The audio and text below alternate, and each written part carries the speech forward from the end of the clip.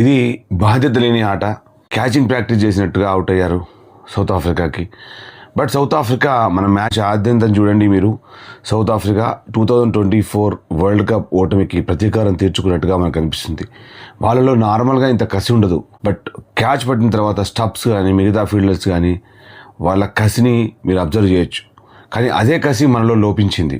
ఈ జట్లో చాలామంది 2024 వరల్డ్ కప్లో విన్నింగ్ చేసిన టీంలో ఉన్నారు. హర్షదీప్ సింగ్ కానీ, హార్దిక్ పాండ్యా కానీ, సూర్యకుమార్ యాదవ్ కానీ, బుమ్రా కానీ, వీరందరూ కూడా 2024లో ఉన్నారు. టెస్టుల్లో ఓటమి, వన్డేల్లో ఓటమి. ఇప్పుడు చివరగా మిగిలింది గౌతమ్ గంభీర్ కోచింగ్ లోపల మిగిలింది ఒకటి ఉంది, అది T20 ఓటమి. దాదాపుగా 3 పాయింట్ కంటే ఎక్కువగా కూడా మనం నెగటివ్ రన్ రేట్లో ఉన్నాం. సో ఈ రన్ రేట్ని మనం అధిగమించాలంటే ముఖ్యంగా మొదటగా వెస్టిండీస్ జింబాబ్వేతో మ్యాచ్ గెలవాలి. మ్యాచ్ గెలిచిన తర్వాత వాళ్ళ జయాపజయాల మీద, అలాగే వాళ్ళ నెట్ రన్ రేట్ మీద కూడా ముందుకు వెళ్తామా వెనుకకు వెళ్తామా అనేది ఆధారపడి ఉంది.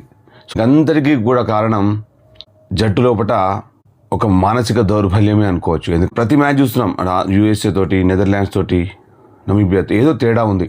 ఆ తేడానే ఈ బ్యాటింగ్, నిలకడ లేని బ్యాటింగ్. ఇది ఇప్పుడే కాదు, నేను క్రికెట్ చూస్తున్నప్పుడు 1983 నుంచి కూడా ఈ నిలకడ లేని బ్యాటింగ్ అనేది మన కుంప ముంచుతూనే ఉంది. మరొకసారి ఈసారి కుంప ముంచింది. కనీసం ఒకరు నిలవాలి, కనీసం 170 అన్న వాళ్ళ దగ్గర రీచ్ అయితే మనకు నెట్ రన్ రేట్ అయినా మెరుగుపడుతుంది. మ్యాచ్ ఓడిపోతున్నాం కానీ ఈ ప్లానింగ్ కూడా లేదు. ముఖ్యంగా రింకు సింగ్ ఆడిన షాట్ ఏంటి అంటే, అతనికి అంత ధైర్యం ఎలా వచ్చింది ఆ షాట్ ఆడడానికి? వచ్చేటప్పటికే చాలా రిక్వైర్డ్ రన్ రేట్ పెరిగిపోయింది. సో అతను అక్కడ ఆడినా కానీ ఎలా ఆడాలి, ఒక 2-3 బాల్ తీసుకొని ఆడాలి. అప్పటికే ఒక బాల్ ఆడాడు, తర్వాత ఒక బాల్ కనీసం ఒక సింగిల్ తీసుకుంటూ అవతల శివం దూబే ఉన్నాడు. శివం దూబేకి స్ట్రైక్ ఇవ్వచ్చు కదా, స్ట్రైక్ ఇస్తే అతను సిక్సర్ ఈజీగా అవలీలాగా సాధిస్తాడు. ఒక శివం దూబే తప్పితే నిన్న బ్యాటింగ్ లోపల అంతా కూడా కొలాప్స్. ఎవ్వరు కూడా ఒక బాధ్యత ఉన్న ఆట ఆడలేదు. ముఖ్యంగా తిలక్ వర్మ, అలాగే ఇషాన్ కిషన్, ఏవి ఆ మెరుపులేవి, ఆ ఆట ఏది, బ్యాటర్ ఏది, అద్భుతంగా బౌలింగ్ చేసే బౌలర్ లేరు. ముఖ్యంగా యార్కర్లు సంధించడం అస్సలు ఎటువంటి. హార్దిక్ పాండ్యాకు చాలా అరుదుగా ఏదో యార్కర్ సంధిస్తాడు, కానీ అతను యార్కర్లు కూడా అంత ఈజీగా సంధించలేడు.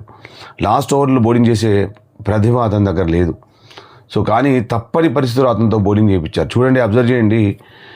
వాళ్ళు మార్క్రమ్ పార్ట్ టైం బౌలర్, అలాగే మహారాజ్ ఒక్కడే spinner, real time spinner. So అలాంటి స్పిన్నర్ని పెట్టుకుని వాళ్ళు మ్యాచ్ గెలిచారు. మొత్తం మంది కూడా పేస్ బౌలర్తో ఆడారు. అంటే పిచ్ని చాలా రీడ్ చేశారు. ముఖ్యంగా సౌత్ ఆఫ్రికా ఇండియా బ్యాటర్స్ని చాలా చక్కగా రీడ్ చేశారు. ముఖ్యంగా అభిషేక్ శర్మని రీడ్ చేశారు. అబ్జర్వ్ చేయండి, అభిషేక్ శర్మ ఆఫ్ సైడ్ ఆడతాడని చెప్పి ఆఫ్ సైడ్లో వైడ్కి లోపల బాల్స్